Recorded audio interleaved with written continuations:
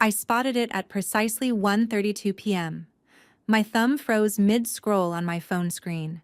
The Facebook post hit like a gut punch. Posted at 10:48 p.m. last night, 9 minutes before my 33rd birthday officially started. A lavish surprise party for my sister, the caption declaring, "The only one worth celebrating," beneath a crowd of beaming faces and confetti. She posed front and center, feigning shock with one hand to her chest, the other waving triumphantly. Mom's comment stabbed right below. "She's the only one worth baking for." The office blurred. My gaze locked on the premium tablet bag beside her, the exact model I'd scraped together savings for over 2 years, its signature edge poking from the gift wrap. I placed my phone down before my grip failed. The Fort Worth workspace hummed on colleagues typing reports, calls, chiming printers whirring while I held still, composure cracking under the weight. This wasn't oversight, it was deliberate erasure. "Bathroom," I whispered to myself, moving with forced steadiness. Fluorescent buzz overhead as I clutched the sink knuckles, paling. One deep breath. Another. I faced the mirror. Alyssa Tate, 33 years old today, deemed unworthy of even a crumb. A tear slipped. I dashed it away, mascara streaking. Resolve hardened in my eyes. Enough pretending. This snap would change everything. I straightened, emerging with purpose. Back at my desk, fingers flew, drafting, refining. Then, with a calm smile, I hit send on 5 emails. The fallout was coming, and I was ready. If family favoritism has ever left you sidelined, subscribe and ring the bell. You'll want to see how one decision sparks a total reclaim. After splashing water on my face in the restroom at 1:45 p.m., the old scenes replayed, unbidden, sharp fragments I'd buried deep. 16-year-old me at the kitchen counter flipping tacos while juggling history notes, textbook balanced against the spice rack.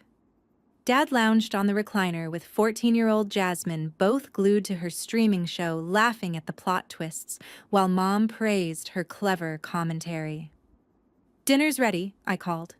"Just a bit longer," Dad replied without glancing up.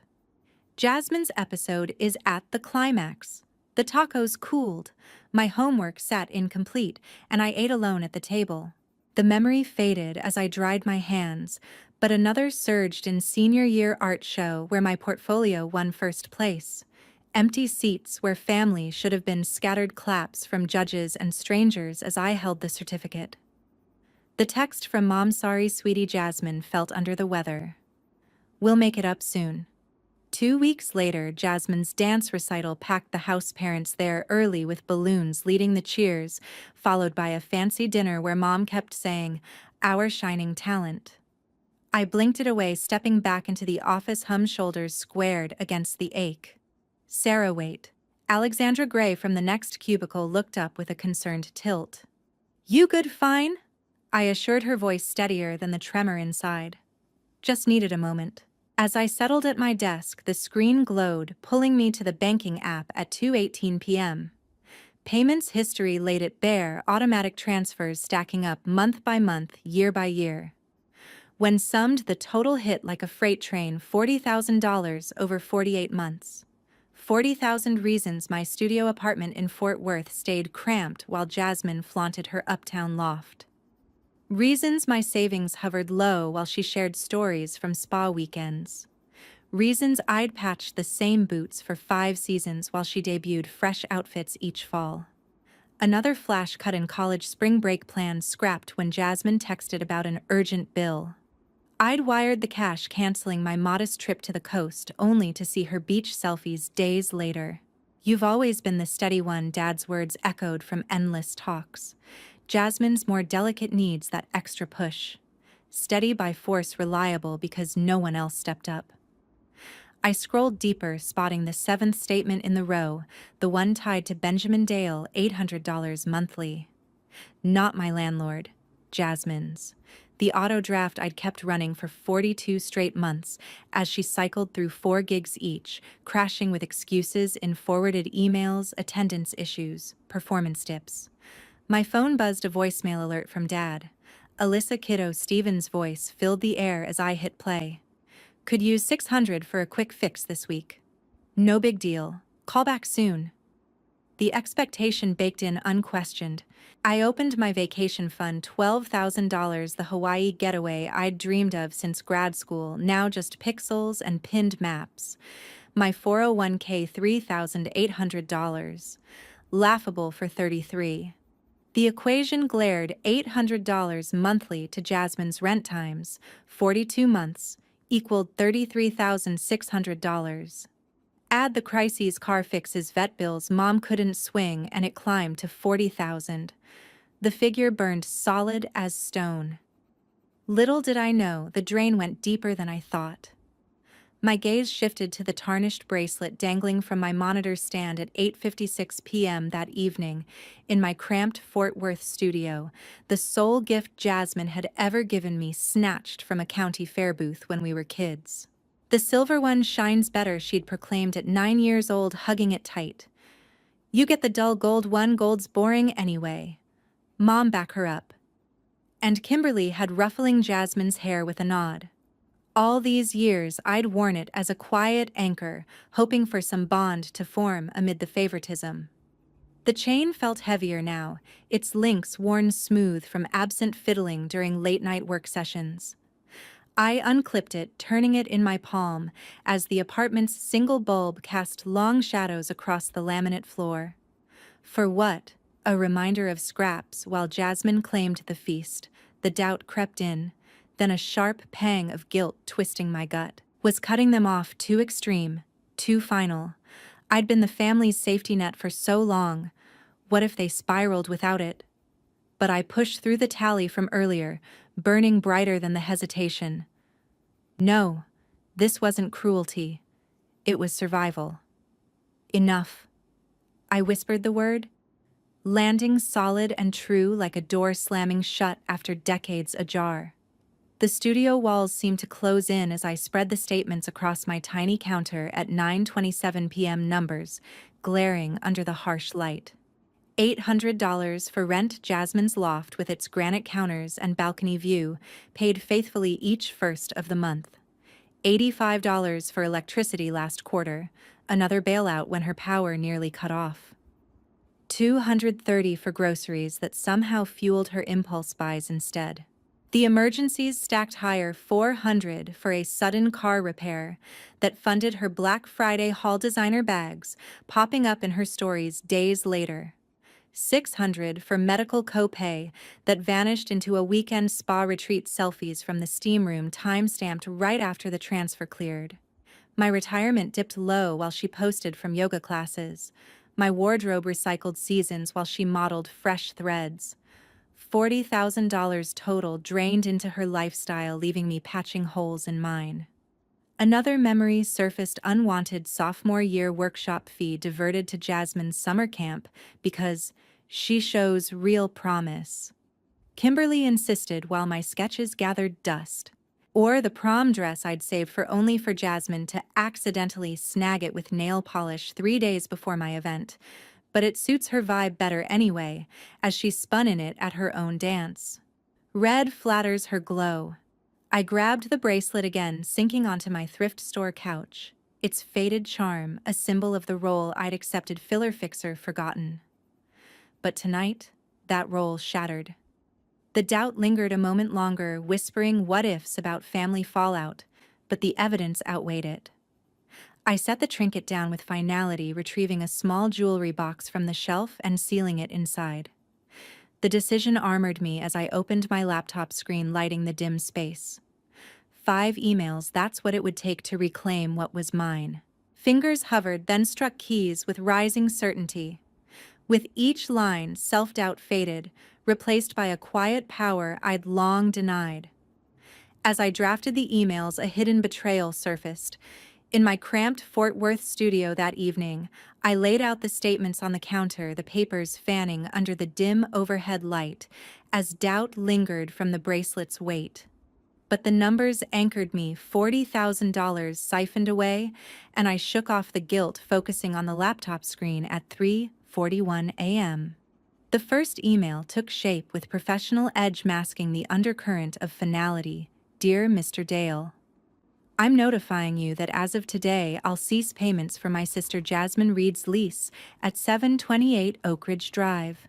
This temporary aid has run 48 months. Please contact the tenant directly for future matters. Regards, Alyssa Tate.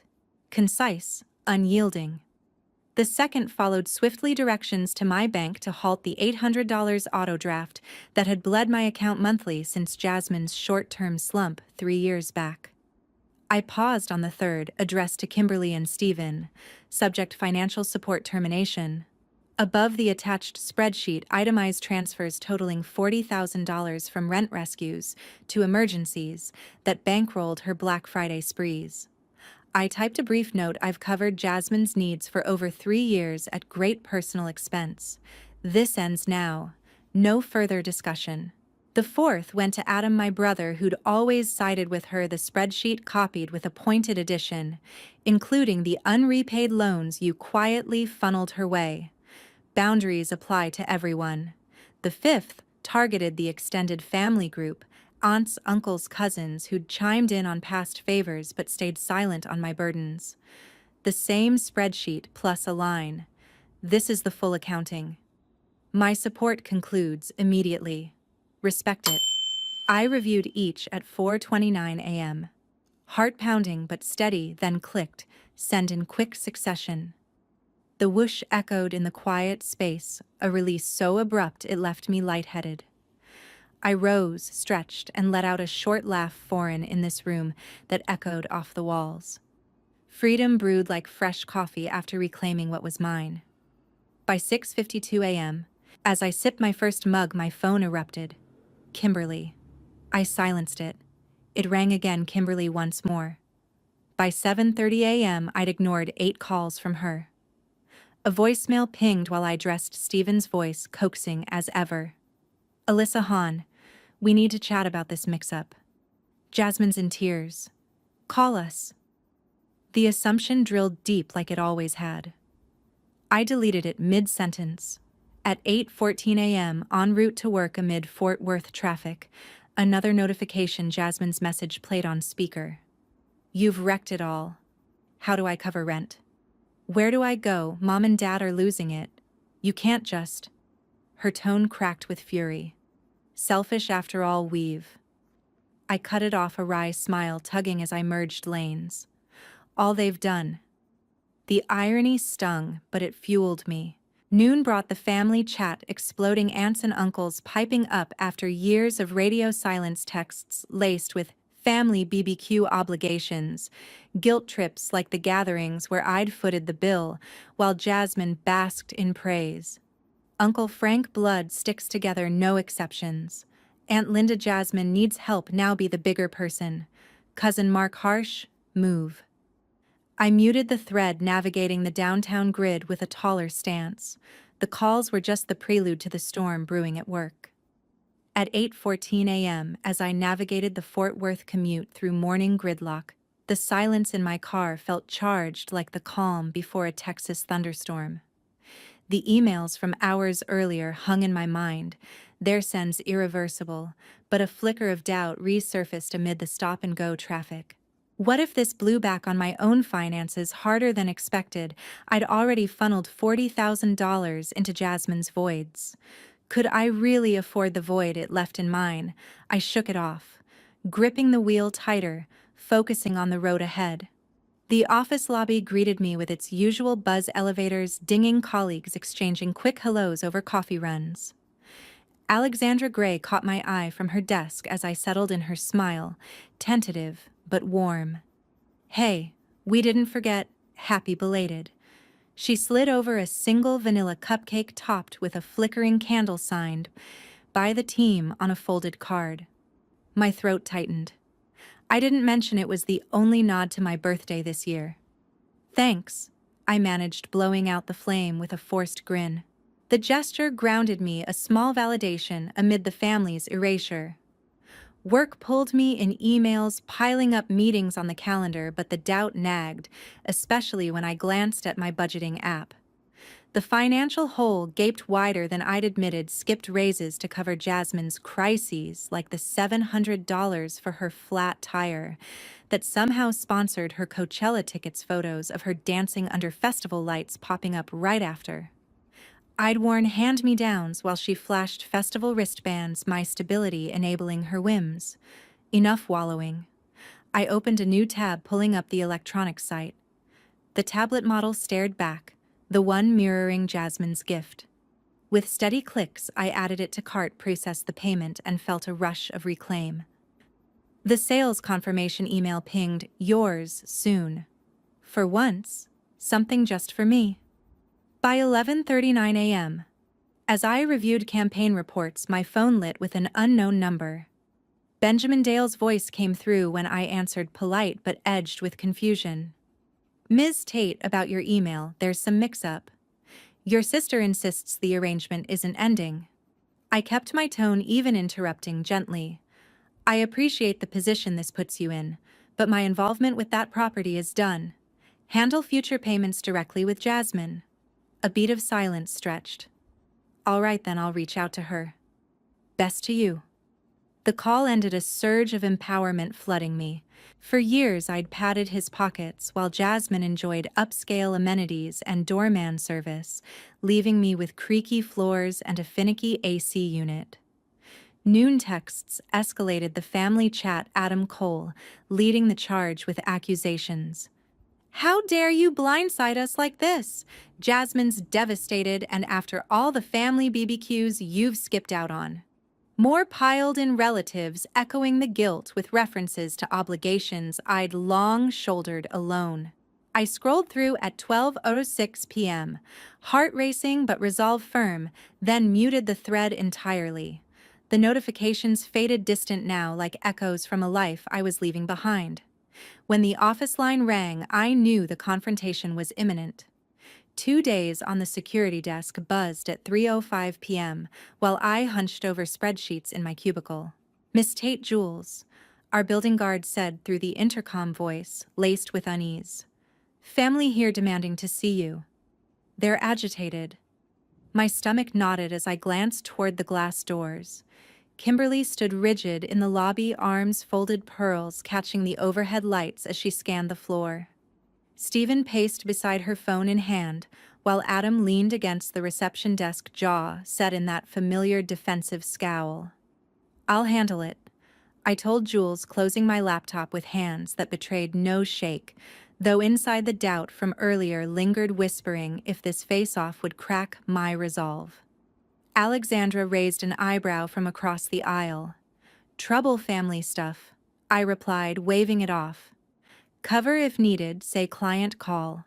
The lobby doors hissed open as I stepped through, Kimberly's perfume hitting like a wave, the same sharp floral she'd worn since my childhood.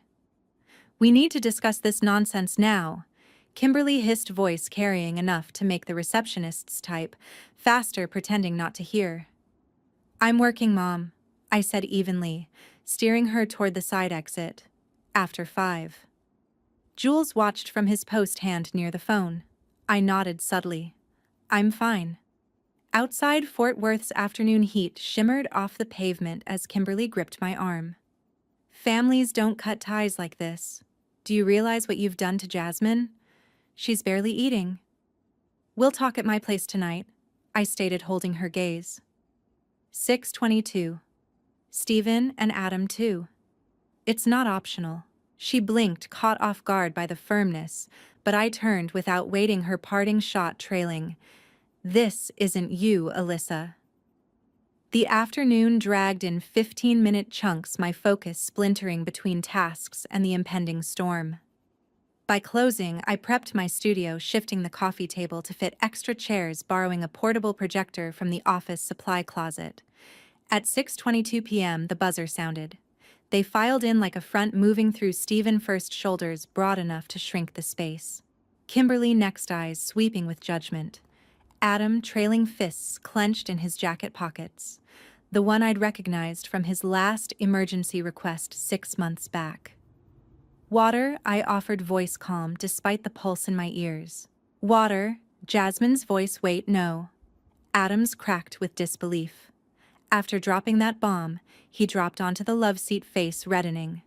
Jasmine's fragile right now with her job mess. Which one, I asked, genuine but pointed. The retail gig she lost in February, or the admin role fired from in May? Adam's glare sharpened, glancing to Stephen. Kimberly stepped up. That's why she needs backing till she steadies. 4 jobs in 2 years isn't a hiccup, Mom, it's a cycle. I moved to my corner desk, firing up the projector at 6:48 p.m. Its hum filling the tense air as the wall lit blue. What's this? Kimberly demanded. Context, I replied, clicking to files. Here's Jasmine's dismissal from Trendset Retail, text projected, large chronic tardiness, final warning highlighted. Stephen leaned in, frowning. We heard, but... And these screenshots, her Austin getaway posts 3 days after I wired $900 for rent crunch. Images filled the screen, Jasmine poolside shopping hauls at her feet. Jasmine starts to sputter, but I advanced. Bank logs showing $40,000 shifted over 48 months.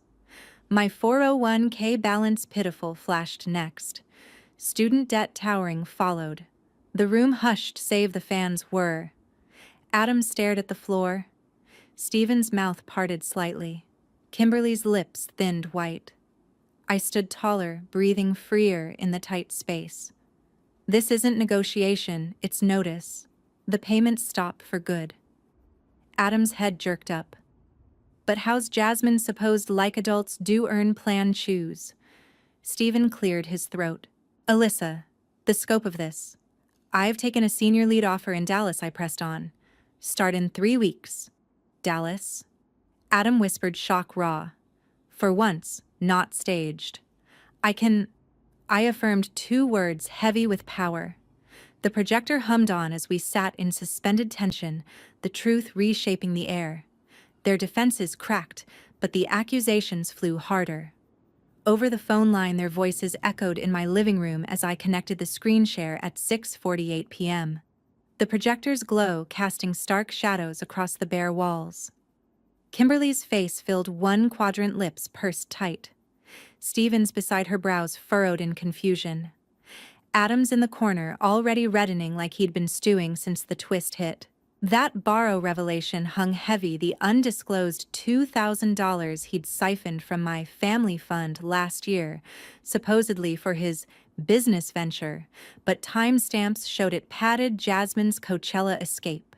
Their defenses had cracked for a split second, eyes widening at the overlaid spreadsheet highlighting his transfers, but now the accusations flew harder, rebounding like a storm front. You can't just air dirty laundry like this. Adam snarled first, leaning into his camera as if to close the distance. Jasmine's struggling, those firings were bad luck, not her fault. And that money I borrowed? It was a loan between siblings, not some betrayal.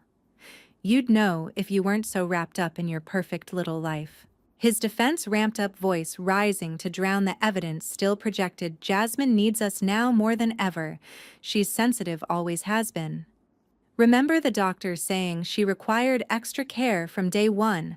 I kept my expression level. The doubt from earlier trying to creep back, but pushed aside by the chart's glaring totals. Sensitive doesn't excuse cycling jobs while I foot the bill, Adam. Or using my emergencies for your festivals. Kimberly jumped in, her tone sharpening to that maternal blade I'd felt for years. This is about choosing cash over kin. Is that tablet worth shattering our family? The laugh escaped sharp and unbidden, cutting through the line. It's not the tablet, Mom. It's $40,000 and decades of being your ATM. Unfair, Stephen interjected weakly, shifting in his seat. We never meant unfair, was missing my art show for Jasmine's recital. I countered, voice steady despite the pulse in my temples. Unfair was diverting my workshop fees to her camps because she has potential. And certainly unfair throwing her a lavish bash 9 minutes before my birthday while forgetting mine entirely. Adam's face twisted further, defending Jasmine with fresh vigor after the borrow expose. She's trying, you don't get how hard it is out there. Those getaways. Stress relief after tough weeks. And yeah, I helped her sometimes, but that's what family does. Not on my dime without asking. I replied, the firmness anchoring me against the guilt wave. Kimberly's eyes narrowed, accusation lacing her words. Selfish? That's what this is. After everything we've given you, pulling the rug now. Everything. The irony burned. Like the cold tacos I ate alone while you cheered her shows, or the vacations I canceled for her crises. The intensified voices overlapping in the digital fray. Adam insisting Jasmine's delicate nature justified the support, Kimberly guilting with tales of family BBQs I'd hosted and funded, Stephen mumbling half-defenses that trailed off under the weight of the projected logs. Doubt nagged once more, what if this severed ties forever, leaving them adrift, but the overlays flashed undeniable firing emails, getaway snaps, the $40,000 drain. I planted my feet, the studio feeling larger for the first time. I'm not seeking approval, I'm declaring it done. No more payments. No more bailouts. Kimberly's protest peaked, voice cracking. You can't walk away? We're blood, I can, and I am. I stated the words, landing like finality. The line went silent for a beat, their faces frozen in varying shades of denial and shock. No apologies surfaced, no acknowledgements, just more deflections. At 7:19 p.m., I ended the call with a click, the screen going dark, leaving me in the quiet hum of the projector fan. No forgiveness offered, none sought. The cut was clean, complete. 1 year later, the fallout proved my choice right. Sunlight poured through my Dallas apartment curtains at 7:38 a.m., 1 year later striping the hardwood with gold as I cradled my coffee mug, savoring the city skyline that now felt like home. The 12th floor view still hit fresh each morning, a far cry from my old Fort Worth studios, peeling walls and noisy AC. 34 years old today, and for the first time the milestone carried weight I'd chosen, not endured. 1 year since that snap, since I smiled and hit send on those 5 emails sealing the cut that reshaped everything. My phone buzzed on the counter. Cousin Taylor Moss. Just touched down. Can't wait to tour your spot. Dallas heat's no joke after Seattle chill. I texted back with a grin. Pack sunscreen, picking you up in 45. The place hummed different now, strung with simple string lights over shelves lined with books I'd finally had time to read. Fresh orchids on the table, my pick, no afterthoughts. A modest cake waited in the fridge from the corner bakery, chocolate with raspberry. My flavors, my terms. The chime from my laptop pulled me over Stephen's video call. Happy birthday, Alyssa. His smile wavered, genuine but tentative, the background, his familiar den but with stacks of papers hinting at strain. Thanks, Dad. The card arrived yesterday, the coffee shop voucher hit the spot. He nodded, relief flickering. Wanted to say, I'm proud of the move, the role. Senior marketing lead suits you. The words landed unfamiliar but welcome. We'd spoken twice in the year, brief check-ins that skirted the fallout, rebuilding nothing but a fragile acknowledgement. How's Jasmine holding up? I asked neutrally. 4 months at the warehouse, gig supervisor notes no absences yet. His tone carried surprise, not the old automatic shield. She's eyeing accounting courses soon. We chatted 15 minutes more, surface updates, no deep dives before signing off. Not the endless fix-it marathons of before, but something bounded healthier on my end. Kimberly's text pinged, next birthday wishes.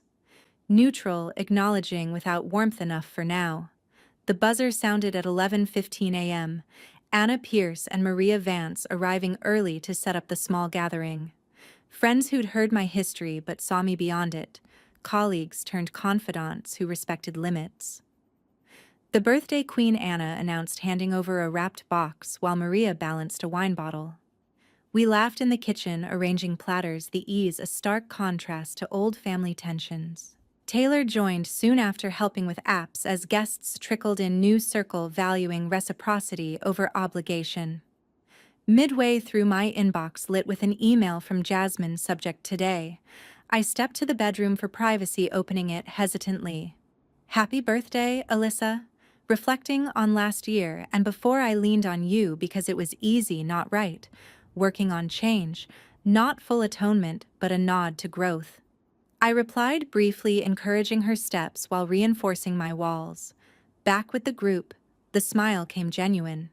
Later, as Taylor cleared plates and we lingered over wine, I caught my reflection in the hall mirror, 34 standing firm without others' loads. Dr. Katie Lang would approve. In yesterday's session, she noted the shift posture, open voice assured.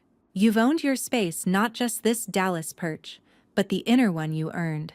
The fallout proved my choice right.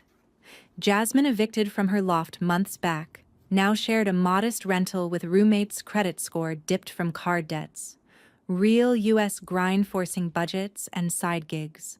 Kimberly and Stephen trimmed retirement perks, picking up part-time shifts at a local store, Social Security alone, not cutting it without my buffers. Adam, exposed in that borrow twist-faced job wobbles after his venture, folded, scrambling for stability without handouts. No reconciliation calls came. The silence held peaceful in its finality. Touching the cool window glass, my outline merged with the bustling city below. True peace stemmed not from yielding but claiming worth no matter the cost. Boundaries birthed freedom, financial, emotional, unshakable. Share your boundary stories in comments below. What's one line you've drawn that changed everything?